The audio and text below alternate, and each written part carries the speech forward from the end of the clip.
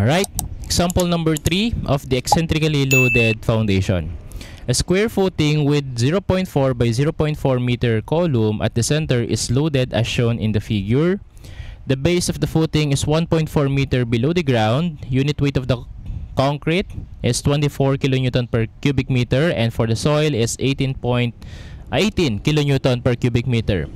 The allowable soil net pressure is 160 kilopascal, F prime is 20.7 megapascal, and Fy is 276 MPa. Use 25 mm diameter rebar. So we have here given loads, axial dead 350, axial live is 270. Moment dead about the X 70, about the live load about the X is 80 kilonewton meter. Moment dead about the Y is 60, moment live about the Y is 70 kilonewton meter. Okay, so ito yung orientation ng ating mga moments and the axial loads. So given 1.4 the depth ng ating foundation, gamma ng soil, gamma ng concrete, and yung mga moments natin. Determine A, the smallest footing size possible. B, what is the critical factored shear force. C, the design shear strength considering beam action only. And for the D is the minimum gross allowable soil bearing capacity. Okay, so nandito na rin yung ating top view ng ating foundation. So this is a square footing daw, no? So yung length is equal to the width. Okay, so yung mga moments natin nandito na rin. So about the Y, ito yung kanyang direction. So nasa center na rin naman ng ating column, yung ating sa may footing natin, no, yung column natin. So nakasentro na lahat ito. Yung MX natin dito is nasa center din, of course. So we don't need to get the value of the representative moment o yung MR natin, kasi nasa sentro naman na yung ating mga moment dito. Okay? Okay, so first, what is the smallest, okay, possible size of the footing? Okay, so since this is sizing of the footing, of course, ang kailangan lang naman natin lagi dito ay yung QE. Okay, so the effective soil pressure. So meron ba tayong ditong binigay na effective soil pressure? So kung mapapansin natin, walang term na effective soil pressure. Okay, however, meron ka ditong mababasa na net pressure. Okay, so when we say net pressure, this is also the effective pressure. Alright. So the net pressure is simply the effective pressure as well. So given na siya dito, 160 kilopascal. Okay, so again, for the sizing, QE is simply equal to the QU maximum. Okay, so dahil meron na tayong X and Y dito, so meron na tayong idadagdag parehas, MXC over I and then MYC over I. Okay, so expand lang natin ito dahil maximum ito, dapat yung plus ang i-adapt natin. So P over A plus, unahin na natin yung MX, C over I, plus yung MY natin, C over I dito. So kumpleto dapat ito.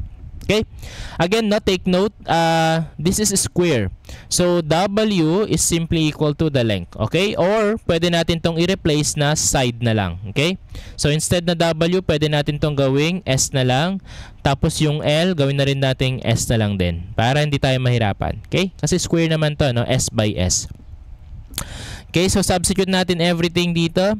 So yung effective natin, that is equal to 160 kilopascal. Yung actual load natin is simply dead plus live. Okay, so 350 plus 270. Okay, so expand na lang natin dito, 350 plus 270. Divide this by the area of the footing, which is unknown. Okay, pero alam natin na S by S na lang yan. So pwede nating sabihin this is simply S square na lang siguro. Okay, next yung MX natin dito. Yung MX natin dito, meron tayong dead and live na 70 and 80 respectively. So ganun lang din yung gagawin natin dito, 70 plus 80. Tapos yung kanilang C naman. Okay, so ano yung C nung ating MX? Okay, again, saan ba parallel yung MX natin? So parallel yung MX natin dito sa may Y-axis natin. So kahit saan naman na dito, dahil square naman ito, pare-parehas lang yan.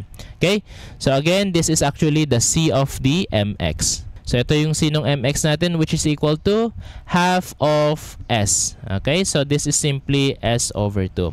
Okay, and then diretso na rin natin. Ganon din naman dito sa ating my. Yung my natin ay nandito sa direction parallel to parallel to x-axis. Therefore, yung kanyang c naman ay yung nandito, which is also equal lang din sa s over 2. Okay? Kasi square ito, no? So, s over 2 yung mga c natin dito. Okay, so siguro substitute na lang natin dito s over 2 and then divided by yung I nung ating foundation. So, yung I natin is equal to, again, this is bh cube over 12. So, again, no, madali lang yung part na to dahil square naman yung ating foundation. So, yung b natin is equal to h actually, di ba? So, yung b natin dito ay simply equal to h. And they are all equal to, okay, b is equal to h is equal to ds. Okay, so pwede natin simplify actually na yung I is s to the 4th divided by 12. Diba? Yung base mo dito, tapos yung height mo ay puro s lang yung value niyan. So, s times s cube is s to the 4th. So, yan na yung gagamitin natin sa lahat dito. So, this is simply s over 4 divided by 12. Next naman dun sa y na moment. Okay? So, meron tayong 60 and 70 naman dito. Okay, so we have 60 plus 70.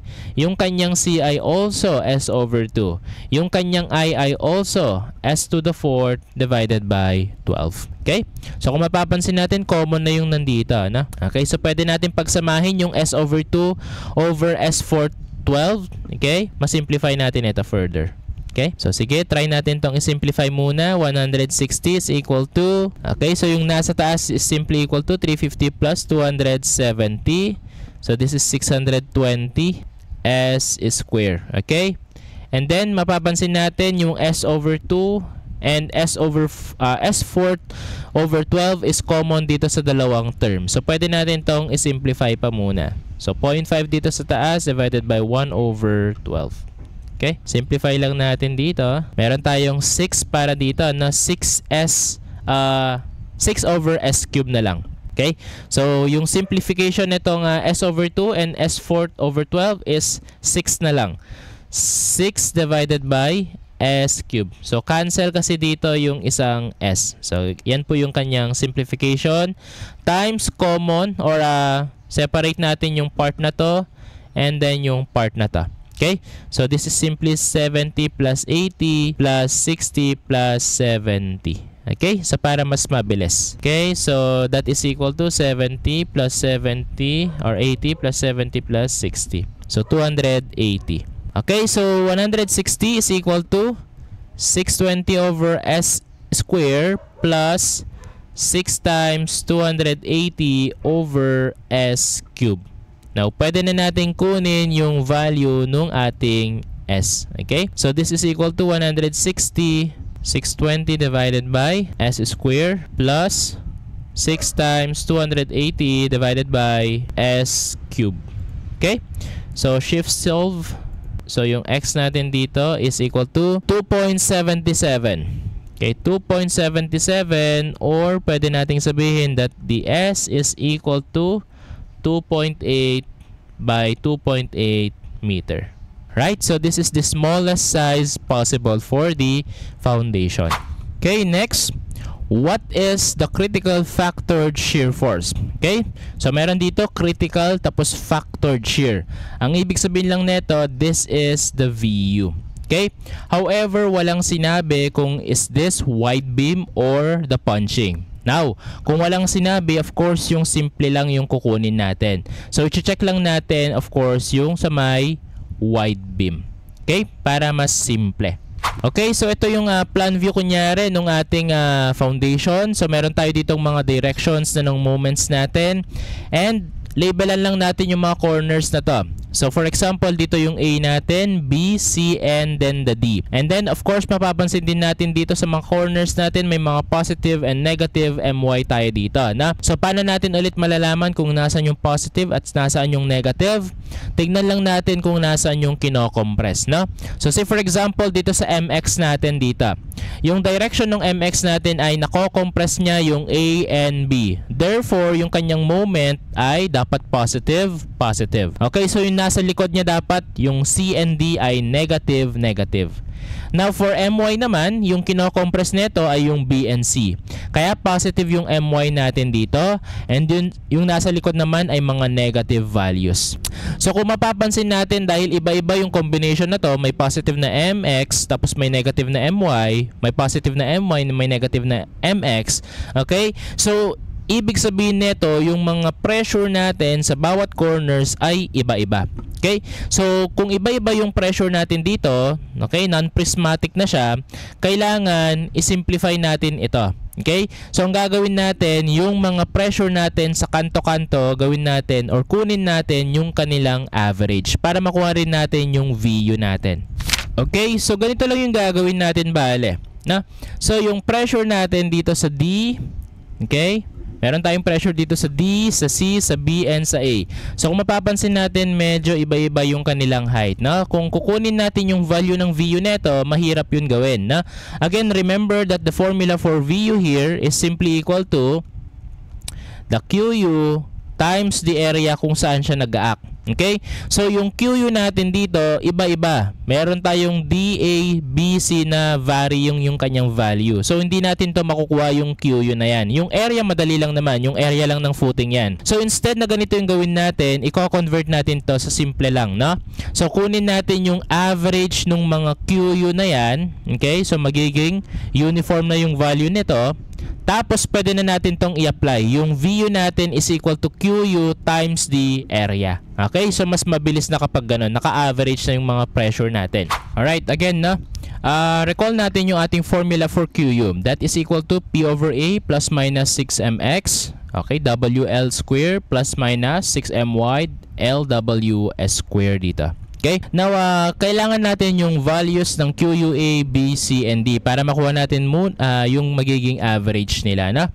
So, for the QUA, we can actually say that QUA is simply equal to P over A or PU over A. Okay, so copy na lang din natin dito. No? Nakalagay naman na dito. So, positive dapat yung MX dito kay A, tapos negative yung kanyang MY. So, lagyan natin dito ng 6MX over, okay, again, no? Yung width natin dito ay equal to L equal to S. Okay? So, yung L natin dito, or gawin natin to S cube na lang bale, no? So, W is S, and then L is also S. So, magiging S cube na lang yan. Okay? And then, minus 6my. Okay? Tapos, S cube naman dito. So, ano yung magiging PU natin, tapos yung MX natin, tsaka yung MY natin dito. So, kunin na natin yung muna yung kanilang mga factored loads. Alright, so kunin na natin dito muna siguro yung mga factored loads natin, no?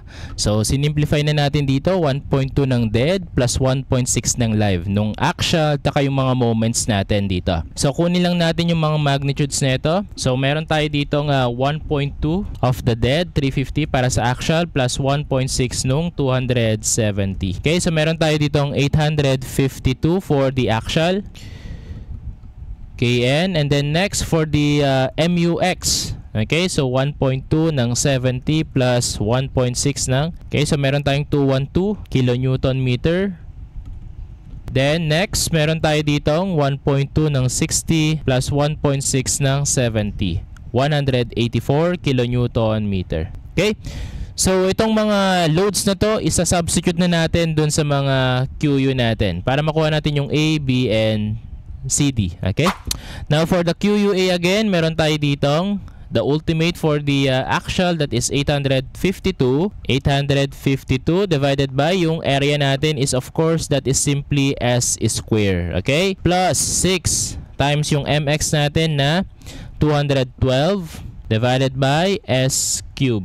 Okay? Minus 6 times MY na 184. Okay, and then divide this by S cube. Now, yung QUA natin is simply equal to, so meron tayong 852. So, ano yung S ba dito, no? So, yung S natin dito is simply 2.8. Okay, 2.8 square natin plus 6 times 212 over 2.8 cube. Okay, so pwede na natin pagsamahin itong nasa baba na itong dalawa, no? So, i-minus na lang natin dito sa taas. Minus 6 times 184. Okay? So, meron tayong QUA na 116.33. 116.33 kilopascal. Okay, so kung i-rewrite natin lahat, no, yung sa B, sa C, and the D, ito na yung simplified na kanyang formula, no? So, PU over S square, common na yan sa tatlo. Tapos, plus 6S cube, 6S cube, 6 over S cube. Okay? So, kung mapapansin natin kanina sa A, ayan nga, no, common sa kanila yung 6 over S cube. So, nilabas na natin yon, tapos yung moments natin, yung kanyang sign and yung magnitude na lang yung nag-iiba dito sa loob. Okay? So, paano natin malalaman kung plus mx, plus my? Okay? Titignan mo ulit yung ginawa natin na corner dito. No? So, for B, meron tayo dito ang positive mx and then positive my. Okay? So, ilalagay mo dun sa formula mo, plus mx plus my. Then, for the C naman, negative mx plus my. So, negative mx plus my. Tapos, sa D naman ay minus mx tapos minus my. Which is yun nandun sa corner natin kanina. Okay? So, pwede mong gawin ito para mas mabilis yung pagka-calculate na natin. Okay? So, substitute na lang natin dito yung P natin, that is 852 over 2.8 S cube, S square, plus 6 over S natin 2.8 cube, tapos yung nasa loob na lang yung nag-iiba dito. So, yung moment natin dito, for B, that is plus, and for mx and my is positive, positive. So, i-substitute lang natin yung mga values niyan. So, positive 212 and then positive 184. Okay? So, equate natin yan. So, meron tayong 216.91. Okay? Kilopascal. Next, for the MC naman, or the QUC rather. So, that is negative yung MX, tapos positive yung MY. So, lagyan lang natin dito ng negative. We have here 101.02. 101.02 kilopascal. And then lastly, for the QUD, so parehas na minus. So, edit lang natin yung 184, gawin nating minus. So, we have here 0.44 kilopascal. So, almost uplift na siya, no? So, 0.44 kilopascal. Now, kumpleto na yung pressures natin for A, B, C, and D. So, finally, pwede na natin kunin dito yung kanilang average. So, the QU average is simply the QUA, the QUB, then of course, divide lang natin ito ng 4. Okay? Para maging average. So, finally, meron na tayo dito, okay, average na 116.33 plus 91 plus 101.02 plus 0.44 divided by 4.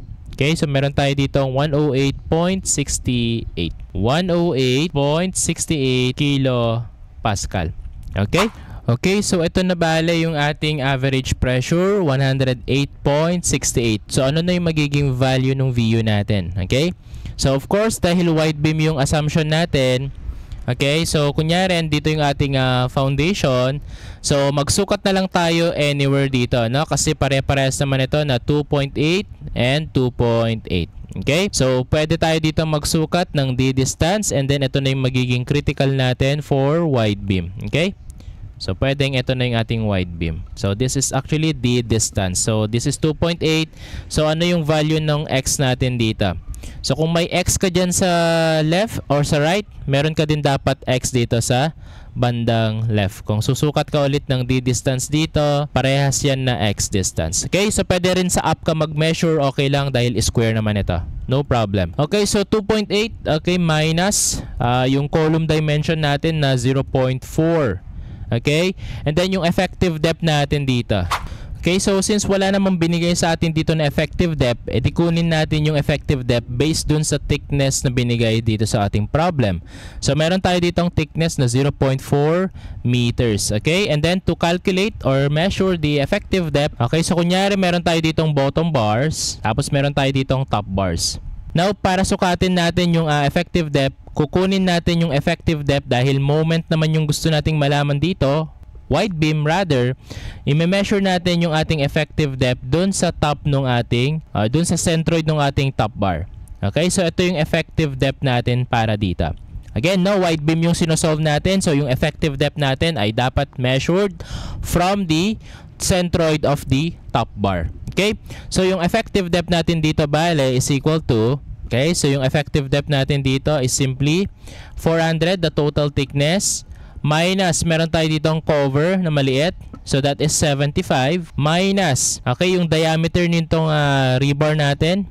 Okay, that is equal to, okay, isang buo na 25 mm. And then minus half pa netong centroid netong ating effective depth sa taas. Okay, so that is half of the 25 mm pa. So finally, meron tayo ditong effective depth na, okay, so 400 less 75 less 25, okay, or less 1.5 nung 25. Okay, so pwedeng ganun na. So this is now equal to 287.5.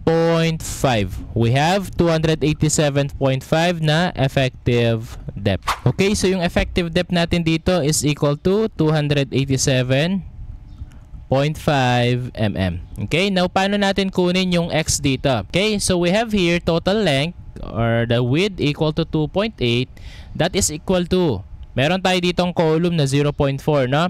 So this is equal to dalawang x plus dalawang effective depth plus 0.4. Okay? So, ano yung magiging value ng x natin dito? 2.8. So, equal na lang natin dito. 2x plus 2 times. Okay? So, dapat naka-meter itong effective depth natin. 287.5 or 2875 rather plus 0.4. Okay? And then, shift solve natin ito. So, meron tayo ditong x na equal to 0.9125. 0.9125 meters. Now, para makuha natin yung VU, okay, so left or right man yung tinitignan natin dito, okay lang naman, no? So, for example, sa right na lang tayo siguro dito or sa left na lang tayo dito. So, para makuha natin yung VU dito, so meron tayo ditong QU average. So again, dapat average, no, kasi non-prismatic yung ating pressure, mahirap siya i-solve. So meron tayo ditong QU average, tapos ito yung x natin, nandito yung ating area, no, subject. Okay, so center, mag-a-act yung ating VU. Okay, so meron ditong lalabas na VU.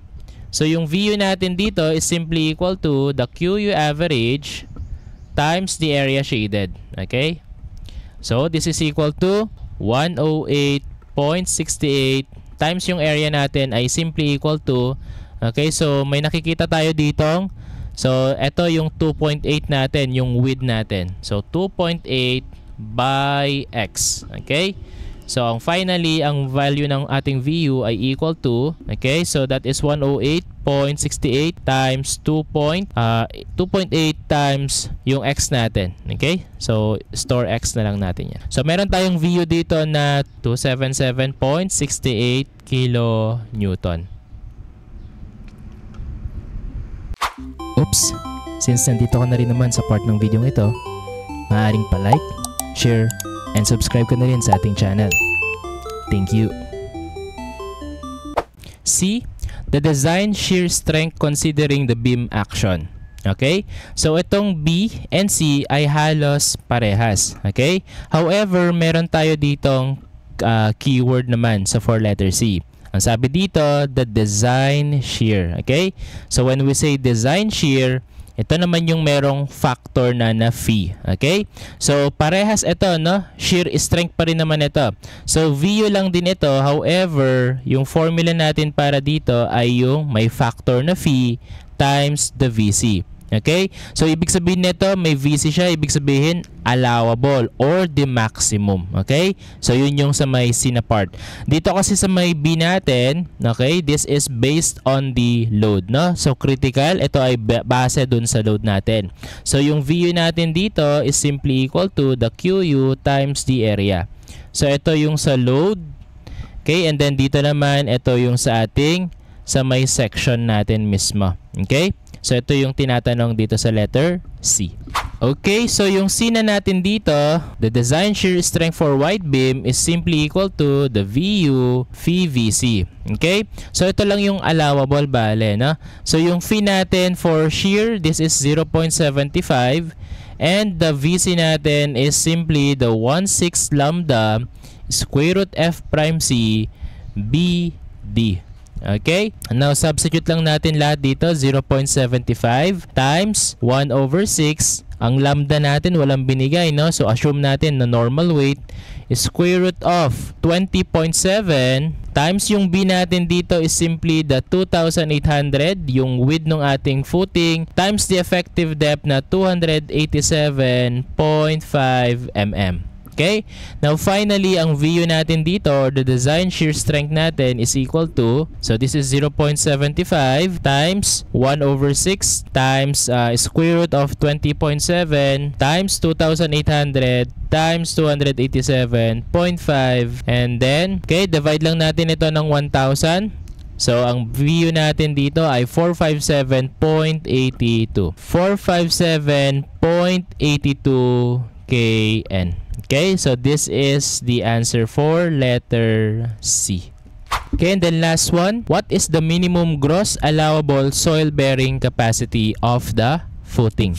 So dito yung formula natin, no, para sa letter D. What is the minimum gross? Okay, so kapag sinabi nating minimum gross, this is simply equal to the QU maximum plus the summation of the gamma height na present dun sa ating foundation. Okay, so kung mapapansin natin yung formula na to, this is actually derived, no, dun sa allowable lang natin na QA, which is equal to QE, the effective, plus QC, plus QS, plus the QSU. Okay? So, ito na yung ating gross. Okay? And then, yung QE natin dito, this is our net. So, yung gross natin is equal to net. And then, ito naman yung ating summation, gamma height. Okay?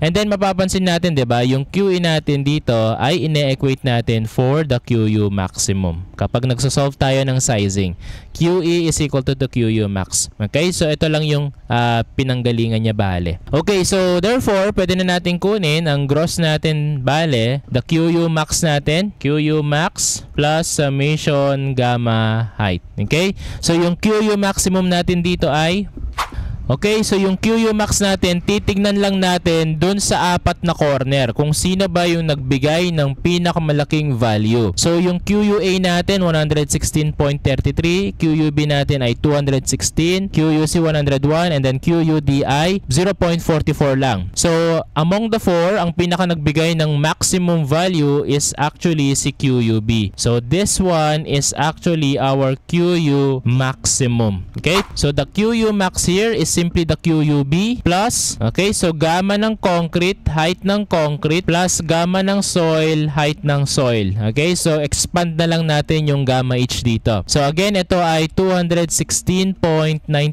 plus yung gamma ng concrete natin ay, okay, so yung gamma ng concrete natin dito ay 24, tapos yung thickness ng ating footing ay 0.4 dito, tapos gamma ng soil natin ay 18 times yung magiging height ng ating soil ay itong 1 meter dito, no? So dito lang siya nag-aakbale.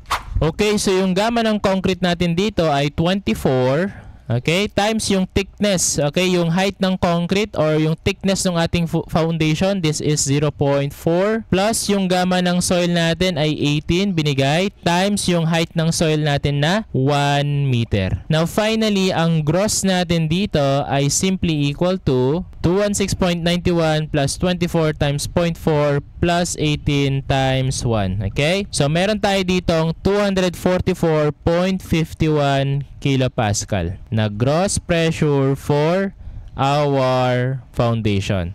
Okay? So, this is now the answer for letter D.